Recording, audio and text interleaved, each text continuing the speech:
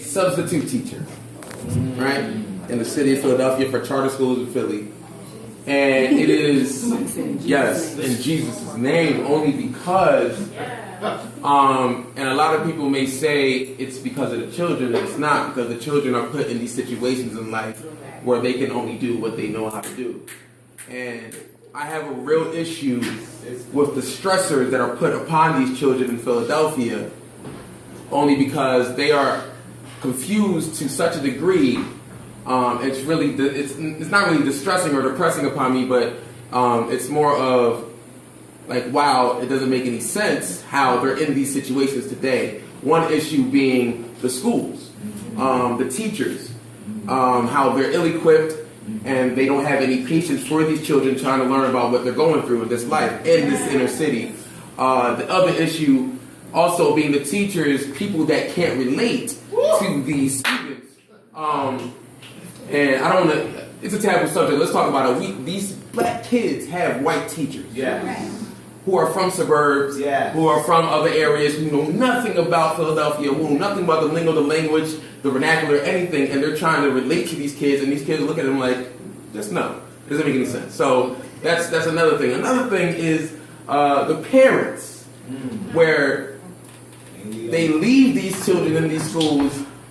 Not all the parents, but a lot of the parents, they leave the children in the schools for one reason only, and that is a babysitting. Babysitting. Come on. And it's very funny to me how these kids know that as well. They know they don't come to these schools to learn. They come just to chill for a few hours, if they do come, and then dip out. And it's a shame only because you ask these kids, what would your parents say when they find out you're acting like this? Or what would your pop say when you find out you act like this? And go, I ain't got no pop. Or what would your parents say when they act like this? I'll give you a number, you can call. And it's like, okay. And then you call and they go, you listen to the parents and how they're speaking and how they react, and you go, I see why. So that's another thing. And the third thing is, or not the third thing, this is the fourth thing now. Another thing that they're going through is the fact that they don't have the resources available to them because of the Philadelphia School District, because of the city that we're involved in, because this city is building prisons and they're not building schools. And they're not giving the students books and they're not giving the students resources that they need. These kids are vying and they're fighting for pencils. And they're like, I need a pencil. I gotta fight you for a pencil. And you took my pencil. Like, we about to rumble us. And it's crazy. And it doesn't make any sense. I've been doing my job since January. I left, I worked in wealth management and finance. And I was like, I'm done with this. It had literally no sense of passion or purpose for my life. And because I have so many cousins, I'm part of a big family, so I have so many little cousins, and I have a few godchildren. It's like, I love the fact that I'm with these kids. So maybe because I love English and language arts and I love chilling with kids, making sure that they're cool in life, I'm going to try to stop.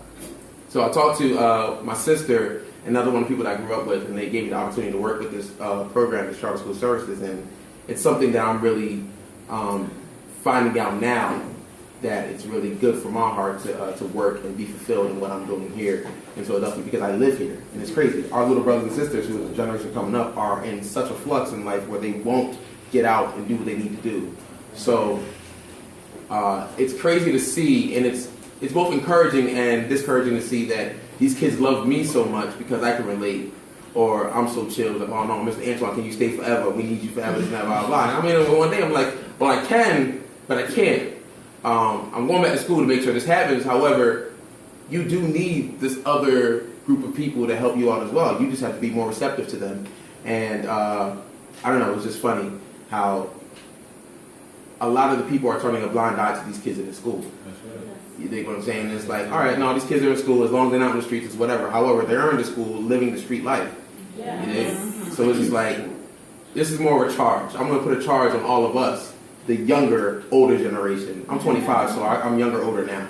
I had a battle with this. I just turned 25 in November, so I'm like, finally, yes. But it's like, it's really, so I'm still part of the younger, older generation. We have to take care of our little brothers and sisters in the city and in the streets only because literally it's not a good look. It's bad. And I watched Juice last night, which is one of my favorite.